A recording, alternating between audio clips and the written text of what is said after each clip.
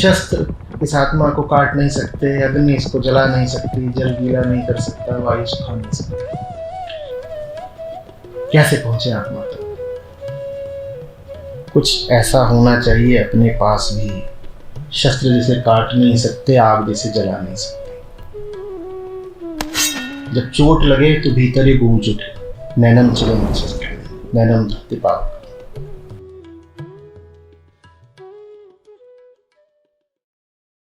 नमस्ते sir. Sir, Kabir साहब का दोहा है, कबीरा तेरी झोपड़ी गलकटियन के पास, जैसी करनी वैसी भरनी, तू क्यों भय उदास। तो आचार्य जी, आप इतना ज़ोर शोर से प्रचार कर रहे हैं वीगनिज़्म का, और कबीर साहब का भी, और आप ये बात भी कहते हैं कि भाई आप जिसका मांस चबा रहे हो, जिसका मांस आप खा रहे हो, उसमें भी चेतना है, वही चेतना है जो आप में है।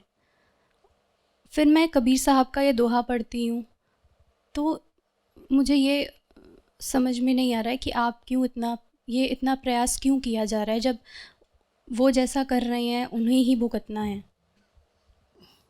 और जिन्होंने ये कहा वो जीवन भर प्रयास करते रहे।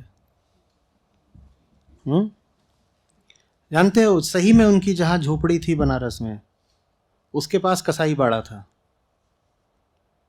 वहाँ सही में जानवर कटते रहते थे, और कटते जानवरों की चीखें पुकार वहाँ आती थी उनके पास।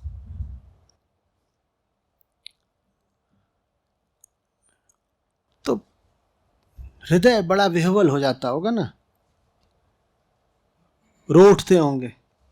ऐसे किसी क्षण में अपने आप को ये समझाना बड़ा ज़रूरी हो जाता होगा कि तुम क्यों उदास हो रहे हो, तुम तो अथक प्रयत्न कर ही रहे हो। मनुष्यत्व की सीमाओं के भीतर जो अधिक से अधिक किया जा सकता है तुम कर ही रहे हो। अब तुम्हारी झोपड़ी ही गलकटियन के पास है, तुम क्या कर सकते हो। ये तो प्रकृति का संयोग का खेल है कि तुम ऐसी जगह, ऐसी मनुष्यता में, ऐसे संयोग में पैदा हुए हो जहाँ सब हिंसक हैं। काल ही हिंसा का है।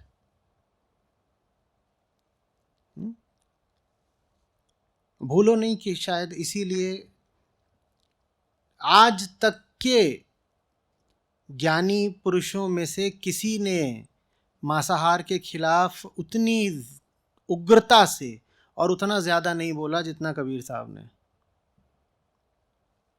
अपने बारे में, अपनी दशा के बारे में सब भक्तों ज्ञानियों ने कहा है, गाया है।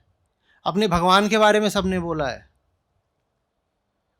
समाज माने मनुष्य समाज के बारे में भी बहुतों ने बोल दिया है कि तुम ऐसे जियो, तुम ऐसे खाओ, तुम्हें ऐसा होना चाहिए, तब तुम्हें सुख मिलेगा कि आनंद मिलेगा। ये सब भी खूब बोल दिया है। लेकिन जानवरों के बारे में ये अकेले हैं जिन्होंने बोला है। ये बोले भर नहीं है, ये रोए हैं।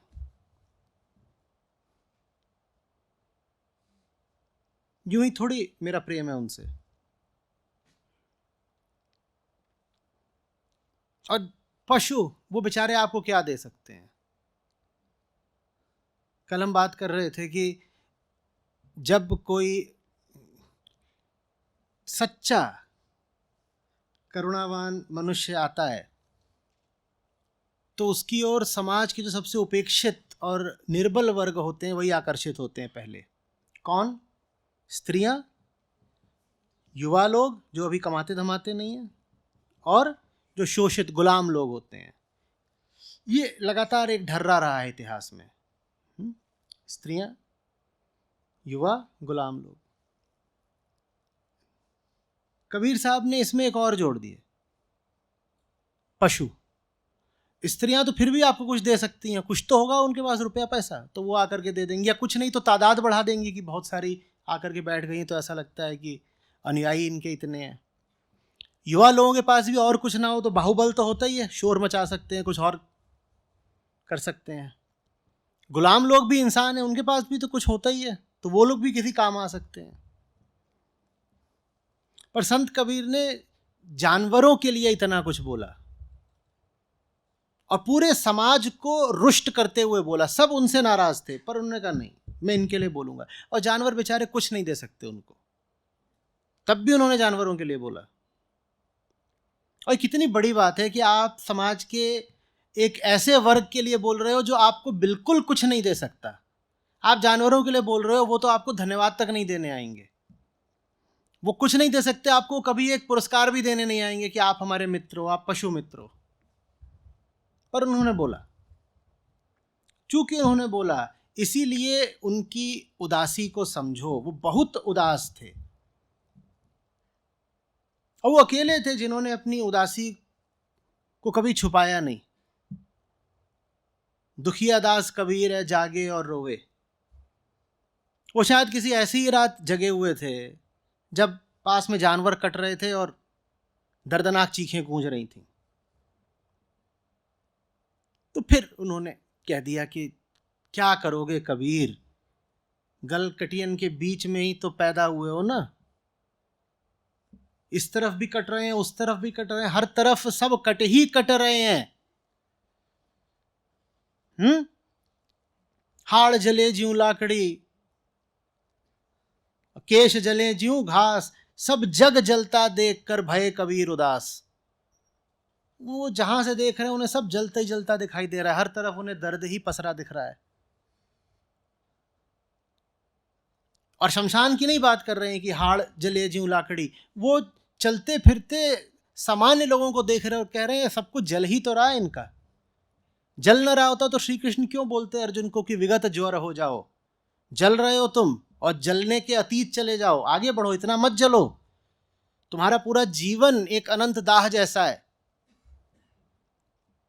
बोले हाड़ जले ज्यों लाकड़ी, केश जले ज्यों घास, सब जग जलता देख के भय कबीर उदास। कौन कहता है ज्ञानी उदास नहीं होता? ज्ञानी से ज्यादा कौन उदास होता है?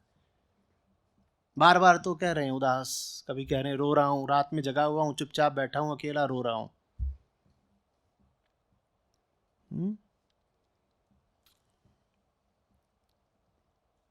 और फिर अपने आप को समझा भी लेते होंगे, जैसी करनी वैसी भरनी, या जिनकी करनी उनकी भरनी, तू क्यों भया उदास।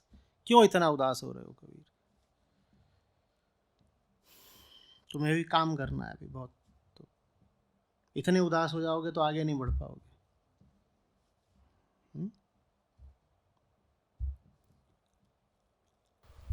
प्रणाम आचार्य जी। आचार्य जी, मेरा ये प्रश्न है कि अभी जो संबंधों की बात हो रही थी कि हम संबंधों में कभी दबाव महसूस करते हैं, कभी उन्हें समझा नहीं पाते या कभी उन्हें किसी चीज़ के लिए मना नहीं कर पाते, तो क्या इसका कारण मोह होता है क्या? अटैचमेंट, जो जिसे मोह बोलते हैं, वो होता है क्या? मोह भी होता है। मोह एक लक्षण है अज्ञान का। अज्ञान मूल कारण होता है, मूल समस्या, और अज्ञान कई लक्षण पैदा करता है जिनमें से एक मोह है। तो निर्मम होकर हमें मतलब कोशिश करनी चाहिए ऐसे करके। मैं कह रहा हूँ अज्ञान, समझो, बात को समझो, कोशिश करनी चाहिए। और इस तरह का ये प्रिस्क्रिप्शन हो जाते हैं, इनसे काम नहीं चलता। समझने से बात आगे बढ़ती है। समझो कि अपनी स्थिति क्या है, गौर से देखो, ऐसे देखो अपने आप को जैसे किसी और को देख रहे हो, जैसे पड़ोसी के घर का किस्सा है, अपने किस्से को ऐसे देखो। फिर समझ में आएगा कि कहाँ पर अटक रहे हो, कौन सी बात है जिसको जानना नहीं चाह रहे। उसको जब जान जाओगे तो मोह हो, मात्सर्य हो, ये सब अपने आप कम होते हैं। अब मेरा एक दूसरा प्रश्न था कि आपने हमेशा कहा है कि है ना, कि धर्म हो या अधर्म, उसको ताकत की ज़रूरत पड़ती है, बिना ताकत के वो नहीं जीत सकता। पर जैसे महाभारत के युद्ध में कहते हैं हो कि श्री कृष्ण ने दुर्योधन को ही पूरी अपनी सेना दे दी, तो एक तरह से उन्होंने ताकत तो उधर दे दी, तो फिर वो तो उनको पता रहा होगा ना कि ज़्यादा बड़ी ताकत उनमें है या उनकी सेना में है।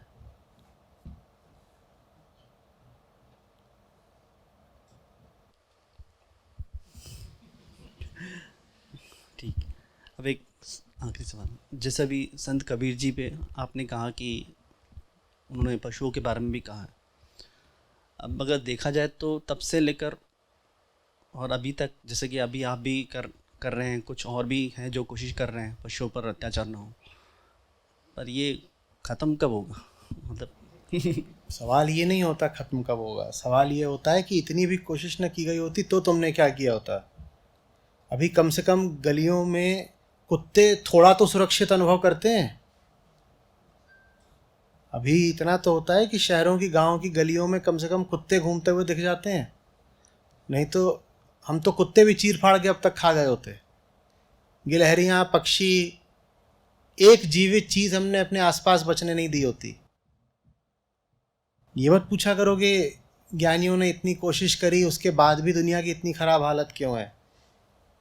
तुम ये समझो कि हम कितने गिरे हुए लोग हैं कि ज्ञानियों ने इतनी कोशिश की फिर भी ख़राब हालत है। हम कितने ज़्यादा गिरे हुए लोग हैं, और न होते ज्ञानी तो हमारी क्या हालत होती, क्या हालत होती ये भी वो खुद ही बता गए हैं। आग लगी आकाश में, झरझर गिरे अंगार, न होते जो साधुजन, जल मरता संसार। ऐसी तुम्हारी हालत होती जैसे आसमान में आग लगी हुई है और अंगारे बरस रहे हैं। न होते जो साधुजन, जल मरता संसार। तुम अभी तक बचे भी हुए हो, ये उन्हीं की कृपा है। विलियम गोल्डिंग की है लॉर्ड ऑफ द फ्लाइज। उसमें कहानी है कि द्वितीय विश्व युद्ध के समय की, कि एक जहाज़ है अंग्रेज़ बच्चों का, और छोटे ही बच्चे हैं वो, 5 साल से लेके 12-14 साल तक के। तो वो जा रहा है शायद कहीं पिकनिक वगैरह करने, कहीं जा रहे हैं, हवाई जहाज़ से जा रहे थे। तो युद्ध का समय है, वो जो प्लेन है उनका वो क्रैश कर जाता है और वो गिरता है एक द्वीप पर। निर्जन द्वीप है जिसके बारे में कोई नहीं जानता। तो अब वहाँ कोई जानता तो है नहीं, वो वहाँ पर गिर गए हैं। तो बच्चे अब वहाँ पर अकेले हैं। जो उसका पायलट भी था वो भी एक, जब प्लेन क्रैश कर रहा था तो उसने शायद अपना इजेक्शन करा है, तो वो किसी पेड़ से लटका हुआ है पैराशूट की रस्सियों से, और उसकी वहाँ लाश लटकी हुई है। वो भी बड़ा एक खौफनाक मंजर है। और लड़के उस द्वीप पर अकेले हैं। और फिर वो जो पूरा उपन्यास है वो यही बताता है कि ये लड़के वहाँ क्या करते हैं। वहाँ आदमखोर बन जाते हैं। ये लॉर्ड ऑफ द फ्लाइज है, जानते हो क्या है? उन्हीं में जो एक थोड़ा सा समझदार लड़का होता है, थोड़ा मोटा सा, उसका नाम रख देते हैं पिगी। और ये एक दिन उसको मार डालते हैं, उसका सर काट देते हैं और ज़मीन में एक लकड़ी खोस देते हैं और उस पर उसका सर टांग देते हैं। जब उसका सर टांग देते हैं तो उस पर सब वहाँ मक्खियाँ इकट्ठी हो जाती हैं। तो कहते हैं ये लॉर्ड ऑफ द फ्लाइज है, और नाचते हैं उसके कटे हुए सर के चारों ओर। हम ये लोग हैं। हमें तो उन्होंने बचा रखा है जिन्होंने हमें थोड़ी चेतना दे दी, नहीं तो हम जंगल के जानवरों से बदतर लोग हैं। तुम देखते नहीं हो तुम्हारी भीतरी आकांक्षाएं कैसी हैं। पुलिस का, समाज का, नियम कानून का, शर्म मर्यादा का पहरा ना हो तो तुम क्या न कर डालो। हर आदमी हत्यारा हो, लुटेरा हो, बलात्कारी हो। कौन नहीं है जो नहीं सोचता कि मैं ये कर डालूं, वो कर डालूं। बस बात को अपने मन तक सीमित रख लेता है, क्योंकि उसको कर पाने के पर्याप्त अवसर नहीं मिल पाते। सज़ा का डर होता है या बल थोड़ा कम होता है, नहीं तो इरादे तो सबके बहुत खूंखार हैं। एक कहावत है कि शरीफ आदमी वही है जिसे या तो आज तक चोरी का मौका नहीं मिला या फिर आज तक पकड़ा नहीं गया। मौका नहीं मिल रहा है, नहीं तो हर आदमी चोर है। मौका नहीं मिल रहा, नहीं तो कौन नहीं है बलात्कारी, ये बता दो। फिर तुम पूछते हो कि संतों ने क्या करा। न होते जो साधुजन, जल मरता संसार। जो थोड़ा बहुत भी किसी तरीके से हम में इंसानियत बची हुई है वो कबीरों का ही प्रसाद है। नहीं तो हम कैसे राक्षस हैं। जानते नहीं हो क्या? नहीं जानते हो तो जानो। अपने भीतर के पिशाच से जरा डरा करो। हम बहुत गंदे लोग हैं। बस संभावना के तौर पर हम में मौजूद है दैवीयता, एक संभावना के तौर पे। पोटेंशियली सब बुद्ध हैं, लेकिन यथार्थ तो हमारा यही है कि हम जानवरों से भी बदतर हैं।